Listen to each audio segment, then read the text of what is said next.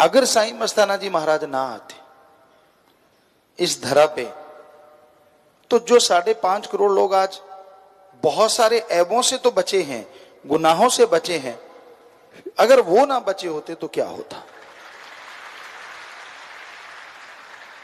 और जिनको मालिक से अति प्यार है, कदम कदम पे चमत्कार देखते हैं, उनका हाल क्या होता।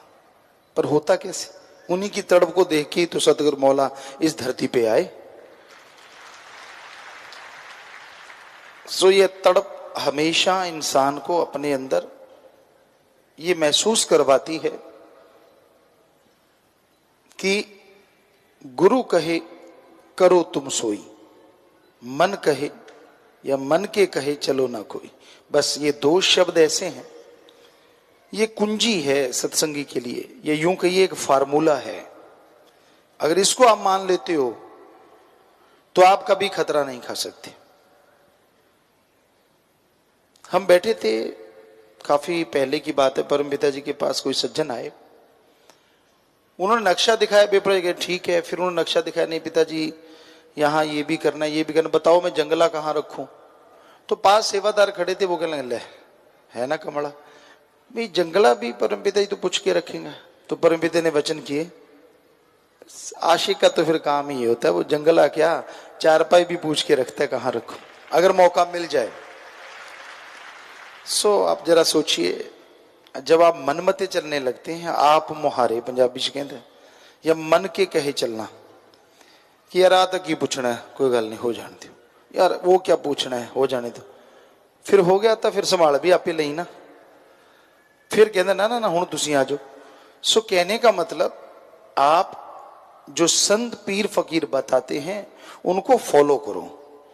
वचन बताते हैं बुरा कर्म ना करो, मत करो, सुमरण करो करो, कड़ा परिश्रम करो करो, एक्सरसाइज है करो, लेकिन वचनों पे पक्के रहो।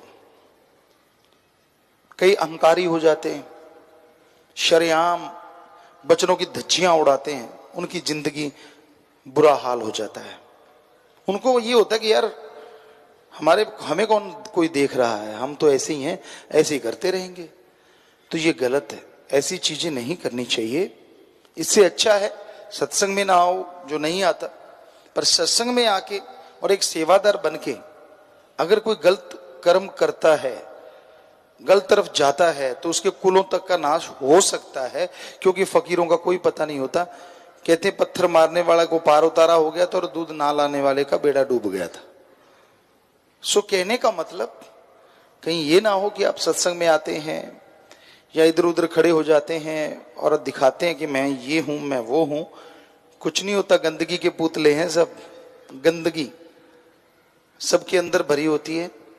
अगर वो सतगुरु को सजदा किया, सुमन करते हैं, राम नाम का जाप करते हैं, तो गंदगी ढप जाती है और खुशबू आने लगती है। नहीं तो है तो गंदगी का पुतला ही इंसान। कितनी बार 2 बार जाओ 3 बार जाओ, कुछ ना कुछ तो गंदा आंतड़ियों में रहता ही है।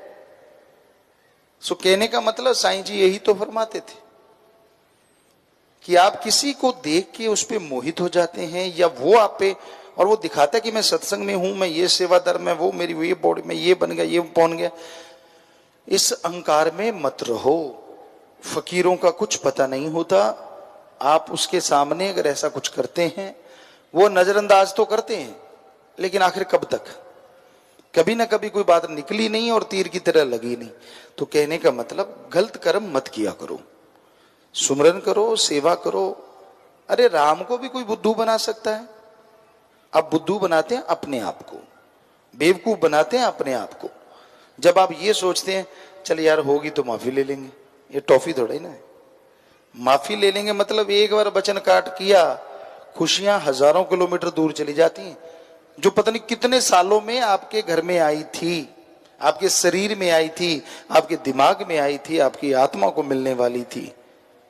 इसलिए ये मजाक मत समझा करो। गलती कर ली खड़े हो गए, गलती कर ली खड़े हो गए, यार माफी तो मिल जाए। माफी तो फकीर, ये साईं मस्ताना जी ने दर ही ऐसा बनाया है ही माफी का दर। यहां तो क्षमा तो मिलती ही मिलती है, लेकिन आप जो गलतियां करते चले जाते हैं, वो खुशियां जो आनी चाहिए थी, उस पल आप सोच के देख लो, गलती से पहले आपने थोड़ा सुमन किया होगा, थोड़ा मालिक से प्यार रहा होगा, पर क्या नजारा था, क्या एक अलग ही खुशी रहती थी। और फिर आपने पढ़ के कट गए कि कोई बात नहीं, गलती कर लेंगे फिर माफी, गलती कर लेंगे फिर माफी, और फिर कैसे आप हो गए, क्या मिला आपको उससे, और कितना कुछ खोया आपने, आप खुद सोच सकते हैं। इसको कैलकुलेट करके देखो, वो बात और वो बात, आपको समझ आ जाएगी कितना फर्क पड़ गया। पंजाबी में एक कहावत है, डुल्ले बेरांदा कुछ नहीं बिगड़े, चक के झोली पालो। सो कहने का मतलब गलती हो गई अनजाने में इंसान से, सुमन कर ले, सेवा कर ले, पर आगे से तो दृढ़ यकीन रखे कि मैं नहीं करूंगा। आगे से भी मन किया तो मजबूर, चल यार कोशिश तो करांगे। कोशिश मन का दूसरा नाम है। कोशिश करने को तेरे कौन सा नकेल डाल रहे हैं भाई कि मैं देखना पाके अगर दर्द हुआ तो नहीं डालूंगा, नहीं तो डाल लूं। सो मालिक को पसंद है, अल्लाह वाहिगुरु राम को, आपके सच्ची हृदय की भावना, सच्ची तड़प, सच्ची लगन। वो नहीं देखता आप अमीर हैं, वो नहीं देखता कैसे कपड़े पहनते हैं, वो नहीं देखता आप किस रंग के स्वामी हैं, वो नहीं देखता आपकी कौन सी धर्म जात मजहब है, वो देखता है कि आपके अंदर सच्ची तड़प राम के लिए है तो राम मिल जाता है, नहीं है तो नहीं मिलता, और कुछ नहीं। इसलिए अपने अंदर की तड़प बना के रखो। साईं जी को यही तोहफा दो कि हाँ मेरे सतगुरु मुर्शिद, मेरे में ये कमियां हैं, मैं ये छोड़ूंगा। रोजाना एक दो कमियां छोड़ते जाओ दृढ़ यकीन के साथ, और यकीन मानो 31 दिन के बाद यूं लगेगा जैसे कई दिनों के बाद आप नहाए हो।